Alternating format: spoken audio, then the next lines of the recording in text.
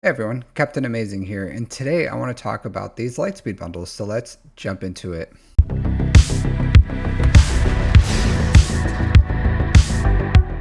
So CG has released, or they haven't released, there has been data mined information on the upcoming Lightspeed bundles, and I wanted to talk about it. So we do have one of them already, which is the Ahsoka bundle. So the Ahsoka bundle, do I think overall it's worth the price tag? So if you know me, generally I'm pretty liberal with my saying that I will buy Lightspeed bundles. Like obviously I already have Cat. So if I didn't have Cat, would I buy this bundle? Believe it or not, I probably wouldn't. There's a very small window where I think this should be purchased, and that's if you have JMK and you just unlocked like Proving Grounds, and you're gonna be very far from unlocking her. But generally, you're going to passively unlock all these characters. It's not that hard to unlock her. I would say it's probably better to buy the Pass Plus and just for the Conquest Pass Plus and just unlock them at a speedy rate. That's a much better offer than just unlocking Cat at Relic 5. And while it's nice to have her at Relics, I don't think with the way that we unlock her that it's really worth accelerating compared to something like the Watt bundle. So I don't think the Watt bundle currently has a timeline of when he's going to be released. But this Watt bundle, this is something where I would say, yeah, if you skipped out on doing Darkside TB and you have to use Get to unlock Watt, then for $20, I do think this is a good buy. And if I didn't have Watt, I would buy this because it's so prohibitive to use your Get 3 in unlocking Watt, and that saves you a ton of Chirotech. It's over 20, I think it's 2100 Chirotechs of what it would cost. 2100 Chirotech is the equivalent of just his stars. So for Watt, I would say if you don't have Watt, that's a great, excellent buy. You need him for JMK, and then he's a great plug and play character, an amazing plug and play character, especially for those with SLKR. You can use him for SLKR to cheese a lot of different things. You can use him with C. So he's just an like Trench if you're one of those weird people who want to use Trench and don't have Watt already for some reason. But I would say Watt is an excellent buy. Cat for $35. I would not purchase this personally, not unless the reasons I said otherwise. So the other bundles, let's talk about those. So there's a lot of bundles here, right? So let's look at the Sith Trio. So if you don't have the Sith Trio at Relics, I would say this is a must-buy bundle. I personally encourage people to get Treya and Nihilus to gear 12, and then I say like skip Scion, he really doesn't matter. But to have these three at Relic 5 is an excellent deal, and for a lot of players we are really behind on things like Omicrons and especially Zetas, but a player like me who has gear 12 Treya, gear 12 Nihilus, and gear 10 Scion, this is a must buy bundle because that is an insane value. I buy it and I immediately elevate this team to be able to do, they already can do about 90% of what I need them to do, but there's that 10% time where just because they're gear 12, they don't have the survivability to do what I need them to do. That's very rare. So I don't take them against like Rivas or something like that because it's more jank, but JMLs, like almost anything, like I'm personally going to buy that bundle. I think it's a must buy. It's a great deal. The gear itself is not that much, but the Relic 5 materials by themselves are worth that buy, and you get the whole team. So you will just, if you don't have it, you'll have to get Savage, but even if you take Savage to Relic to gear 12 and slap his Omicron, it's a worthwhile team, even though I would recommend to Relic 5 Savage. Alright, so the C bundles. C himself, this bundle, Relic 7, I don't know how many people have a Relic 7, Sith team here. So if you have Leviathan, you'll probably already have Darth Maul. If you have, of course, if you don't have C, but there's overlap for other farms except for Sidious does not have an overlap here. But overall, if you like, for me, I'll show you where I'm at with this farm and why I'm gonna get it. So if you see, I have a Sidious and a Dooku at Relic 5. So my Sidious isn't built yet. My Dooku's Relic 5.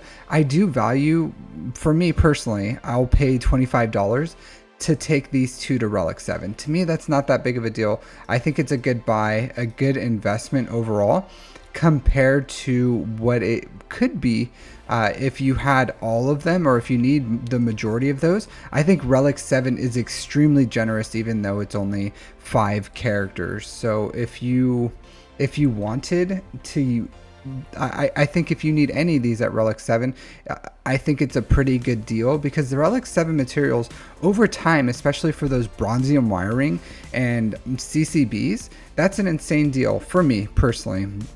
Saves me a little bit of Chirotech, as far as like 100 Chirotech, but I'm not really evaluating the Chirotech here. What I'm evaluating is the signal data saved, the CCBs, and all the other relic materials. So for me, that's personally worth it. The other C bundle, personally, I'm gonna buy this so fast, I don't know, my game is gonna spin. I'm gonna spin it on my hand as I buy it, because it's such a great deal for me. I only have one of these characters at Relics, and that's Piet. So I don't have any of these. It's Relic 5. This, with the other bundles, makes all my Imperial Troopers relics, except for a few, like 2 or 3 of them that aren't. But pretty much what this does is it gives me a full relic Iden team, and it gives me a full relic Imperial Troopers team, so I can now start using Datacrons with them. And there's now an Imperial Trooper Datacron set. It gives me the Tarkin ship, so I have that fully invested in. It counters Executor now with the fixes to the Scythe, so that this is an amazing deal. It saves me from having to invest into Krennic, and then it does save me a little extra relic material for the Royal Guard, because I plan on eventually, when I get Lord Vader, to take him up into a bit higher relics. So I wouldn't have left him at Relic 3. I would take him up to minimum Relic 7. So this is an insane deal for me. A must buy if you're going to get C. I think it's an excellent ship, and it comes with this ship too. So let's find that ship. Where'd I put it? Yeah, here it goes. So it comes with a bomber. The bomber you can get out of the Galactic War shipment, so it's not as big of a deal, but this C bundle, Lightspeed Bundle 1, is a must buy for me. If anything, I would probably, if I didn't want to buy them both, I would skip the Lightspeed Bundle 2, even though it comes with Relic 7s. But this Relic 7 does help towards like Leviathan, as far as with the Darth Maul and the Sith Marauder.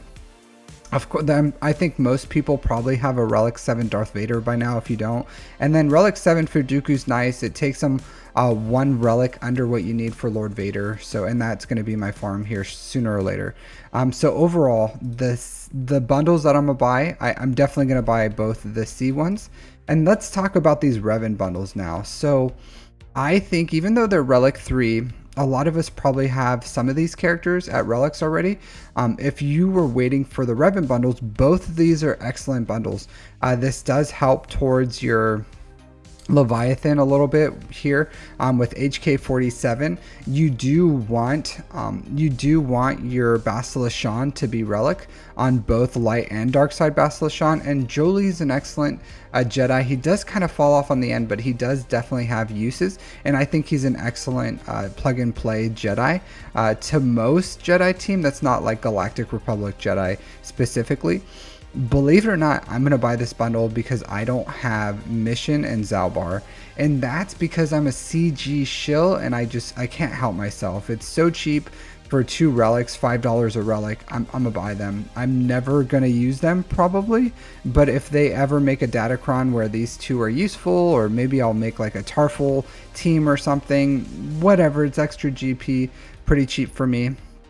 This is a very good buy for me because I don't have Karth and I don't have Juhani. So for those two, those are great characters. Like for Dark Side Mandalorians and for the Star Killer team, taking these both at relics are a steal.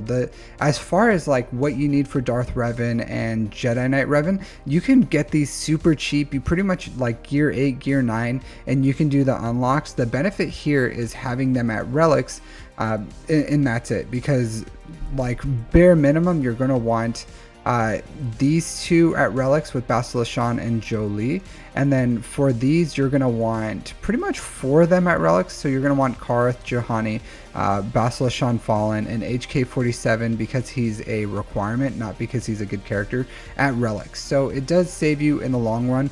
Relic 3, not very generous, but it's a super cheap pack anyways. So for those two, I'm definitely gonna buy them, and that's pretty much the packs that I'm gonna buy. Overall though, what does these packs say about CG and what they're doing in the future? Does that signify that the game is coming to an end, or they're selling the farm? Like, they're absolutely selling the farm. Let's not mince words here. They're monetizing the past content at an accelerated rate, a light speed rate, faster than what I thought was possible. Because when these first came out, I thought we would probably have like maybe a third of the amount of Lightspeed bundles that we have now. I thought they would come out with like 1 or 2 a quarter, and it would be like time dated, like older content, and then they would slowly move them up, maybe have like 1 GL a year or something, at most 2, but I was thinking 1 to keep this like a sustainable pace. But now what do we have? Like they've done Jabba, they've done Rey, they've done SLKR, they've done JML. They started with Leia, they're starting with JMK. They have some for now C2. And now they're starting to touch on Lord Vader requirements as well. Pretty much, if you started playing about a year ago, you may be in the position to have 8 GLs pretty soon already, which is insane for 1 year. Plus all the other requirements. Like, they're running out of stuff to make Lightspeed bundles at. What do we have left? Like, pretty much new content, regular Clone Troopers, Bad Batch, Inquisitors. Like, I don't think they'll do Rogue, or I don't think they'll do Gungans yet, but like Rogue One, they haven't specifically done any GL ship ones, but I do think that they're heavily pushing us towards the new content, and that's the goal. I don't think they're trying to end the game. I don't think the game is ending soon. I think what they're doing is they're maximizing their profits while pushing us to new content and ensuring that we're all kind of farming the latest and greatest things that are just new. And I think that's what they're doing, and I don't think that's a horrible thing. What it does is it gives us access to all game modes. It gives us GP, it gives new players or the ability to come in and feel like they can make progress at a good pace. So I'm hesitant with how fast they're releasing these Lightspeed bundles. Overall, I do think it's positive for the game, for people's accounts, and for those that want to engage in them. But I'm really hesitant towards what they're going to do in the future, and I do hope they kind of like chill out with them and not try to like Lightspeed bundle, in like 6 months. I hope we don't have like a GL Ahsoka Lightspeed bundle, you know what I mean? So I just hope that they at some point make it sustainable, and then they have a release cadence that we can expect. Like, okay, if you buy it immediately, you get the marquee, you get the benefits of buying the marquee characters. Or if you farm it within a year, it's unaccelerated. After 2 years or 3 years or something, then it becomes a Lightspeed bundle. But I think right now what I'm hearing is a lot of people are saying, I don't want to farm this, I don't want to farm that, and pretty much they feel like they're being boxed out of farming any content except extremely new content. And that's kind of where I'm at right now. Like, I would love to farm Lord Vader. I want to farm Lord Vader. After I farm GL Ahsoka, the obvious choice is to farm Lord Vader because I'll have an R8 gas, I'll have a R7 Rex, I have a relic 5s already, and that positions me. I'll have Tarkin ready. I'll have to do is finish Arc and Echo, which rounds out my gas team, and then Bad Batch, which I want Bad Batch for the ship because that's the last ship I need. The problem is, and what a lot of people are facing is, if I farm Lord Vader, am I just going to run into a Lightspeed bundle here shortly?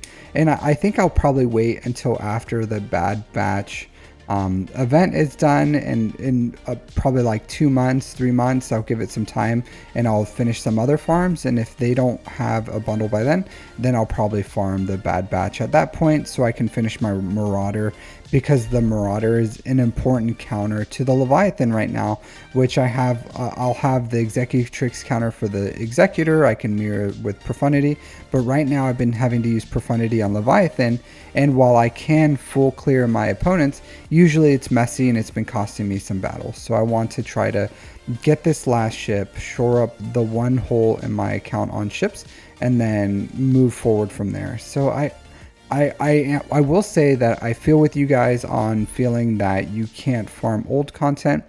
I'll say this, like farm content that can't be Lightspeed bundles if you're worried about it. Like finish out those conquest characters, finish out those legendary characters, get like if you have access to them, then start getting those characters up and running, because they're now now they put Cat as a Lightspeed bundle, so I can't even say they won't be Lightspeed bundles. Like I don't know what to say, guys, but you just have to farm what you already have available and just farm what's best for your account. And I'll say this: if you farm something and it gives you resources and it comes out with a Lightspeed bundle in like 3 months later or 6 months later, then it's not a negative, because it got you those resources 6 to 3 months earlier. And that's when you finish a farm and you get the payout for those farms, it's not bad. Like right now I'm working on the Peridia trio so that I can get their assault battle. If for some reason they came out with a Relic 7 Lightspeed bundle in 3 months for some godforsaken reason for like $100, would I be upset? No, I wouldn't, because for that whole time, 6 months, I was getting their income. So do that. Like unlock your GLs, get them fully invested in. If you bought the bundles like Star Killer or Dr. Aphra, then unlock those. If you have access to something like Jedi Knight Cal Kestis or something like that, or Bo-Katan Mandalore, that's also a great farm because that gives you guild income. So focus on farms that are going to give you income, and if they ever come out with a Lightspeed bundle for that farm, then know at least you've been getting that resource for a while. Same thing for like Jabba the Hutt. I don't regret not being able to capitalize on the Lightspeed bundle for Jabba the Hutt, not one bit, because over the last year my mods have improved dramatically because of the access of this slug's income. So focus on that, focus on income, focus on building the best account you can, and then if you so happen to be able to take advantage of Lightspeed bundles like I've been for the last year, then great. If not, then not a big deal. At least you farm things that were, 1, the best things for your account, and 2, income driven, and 3, like now's probably a great time to start farming for Leviathan if you haven't. It's been a while. If you haven't farmed it already and you have access to those characters and they're just sitting there, now's probably the time to start pushing forward for the Leviathan and get that fully invested in, because its stock just keeps rising more and more and more and more. So yeah, thanks for listening, everyone. I'll see you all next time. Take care.